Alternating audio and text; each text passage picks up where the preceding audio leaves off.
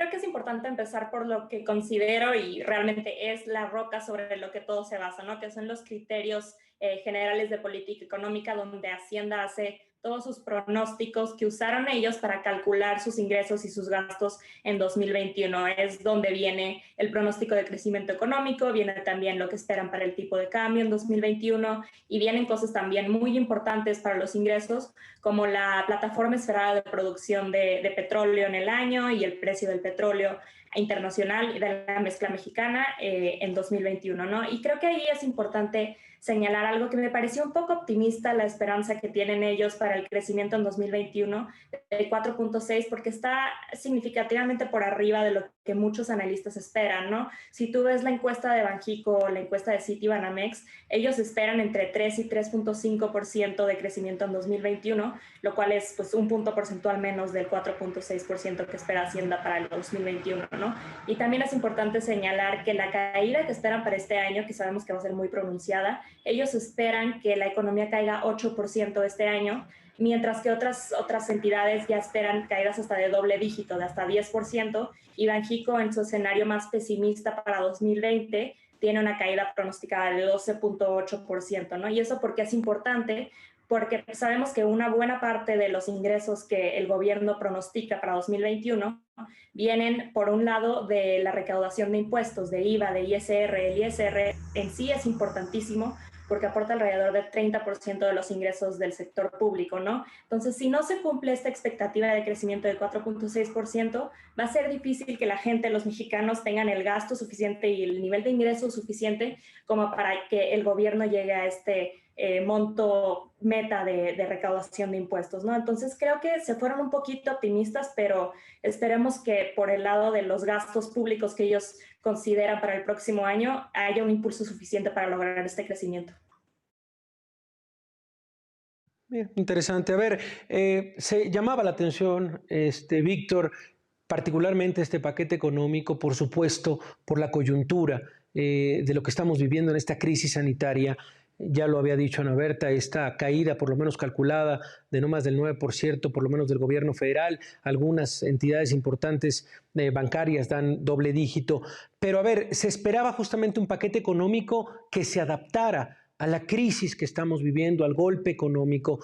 ¿Cuál sería la respuesta que lees por parte del gobierno federal a esta aplanadora económica y de salud que se llama COVID-19? ¿Cómo reaccionó y cómo lo vemos en este paquete económico? Sí, Javier, creo que primero hay que puntualizar que desde el punto de vista de la postura fiscal, y esto no es algo exclusivo de México, sino que es algo común, sobre todo a economías emergentes a nivel global, el espacio dentro de la política fiscal para entablar una coordinación desde el punto de vista de recursos que le permita impulsar una política de reactivación desde el punto de vista del crecimiento es bastante estrecho, ¿no? Hay que reconocer que la capacidad desde el punto de vista de la política fiscal de generar este motor contracíclico en un entorno de colapso en la actividad económica por los temas asociados a la pandemia, de por sí era estrecho, ¿no? Y eso es un fenómeno que te puedo decir en el contexto actual de economías emergentes, similares a las de México, es bastante generalizado. No obstante, al interior de ese reducido espacio, hay dos elementos importantes que hay que tomar en cuenta. Uno, al que ya se refería Ana Berta, desde el punto de vista de la planeación de ingresos y los espacios adicionales de presión que te va a generar desde el punto de vista del balance el próximo año, pero también dentro del punto de vista del gasto, las asignaciones que ya te dan las presiones estructurales de la economía mexicana, más la programación optimista de los ingresos. La programación al interior del gasto es todavía adicional desde el punto de vista de presiones, porque la reasignación en el poco margen que tienen en las autoridades fiscales es bastante cuestionable, ¿no? Tienes pocas herramientas desde el punto de vista del gasto, tienes poco espacio desde el punto de vista del cumplimiento de metas fiscales y de un manejo prudente de la política fiscal en el entorno mexicano, pero también la asignación en el poco margen, en el estrecho margen que tienes desde el punto de vista de decisión de política pública en términos de ejecución del gasto, viendo las prioridades en términos de la ejecución de los proyectos prioritarios, en términos de la ejecución de gasto y de asignación a política social, no necesariamente enfocada en proyectos que tienen que ver con la reactivación económica, sí genera una preocupación adicional, porque el problema que está enfrentando ahorita la política fiscal no es tanto el manejo de las finanzas públicas, sino el deterioro que se está viendo en términos de los ratios, es decir, en términos de la proporción del tamaño de la economía mexicana. Y esa prioridad no la vemos reflejada en ciertos detalles finos, pero que son muy importantes desde el punto de vista del crecimiento económico para la economía en los próximos meses y sobre todo en 2021. A ver, decía justamente y escuchábamos antes de esta plática, de este análisis, Ana Berta, al secretario de Hacienda decir no es momento para más impuestos. Desde la Cámara Alta, desde el Senado, escuchamos también a Ricardo Monreal decir, bueno, pues urge también poner sobre la mesa una política fiscal progresiva.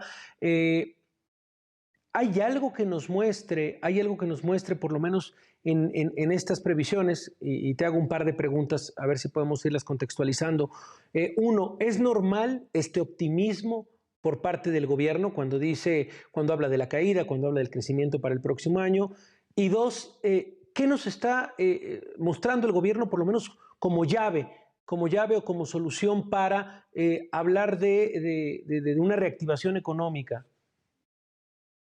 Creo que, por un lado, esto que mencionas del optimismo, yo habría pensado que más bien nos iríamos por la seguridad del otro lado, ¿no? Esperar lo peor para estar preparados y ajustar los gastos de una manera más eficiente para ayudar a la recuperación, ¿no? Y estas llaves que preguntas y que mencionaba rápidamente yo ahorita en los primeros minutos, es lo que ellos intentan poner en la mesa como un motor, un impulsor para la economía, es este incremento en gasto en inversión pública, ¿no? Que mencionó de manera muy importante Herrera.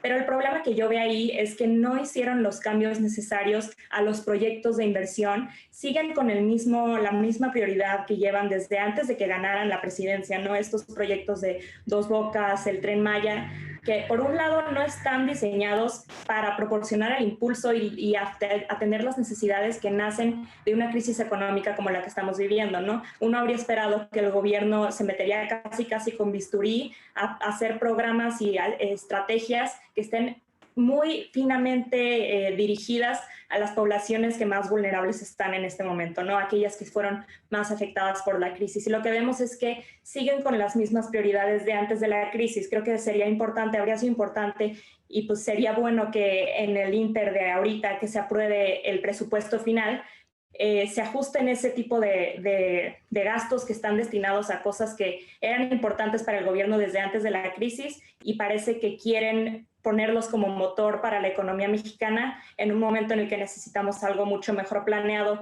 y mucho más dirigido a gente como trabajadores informales. Mira. Y atacar el incremento importante que ha habido en pobreza laboral en el país, ¿no?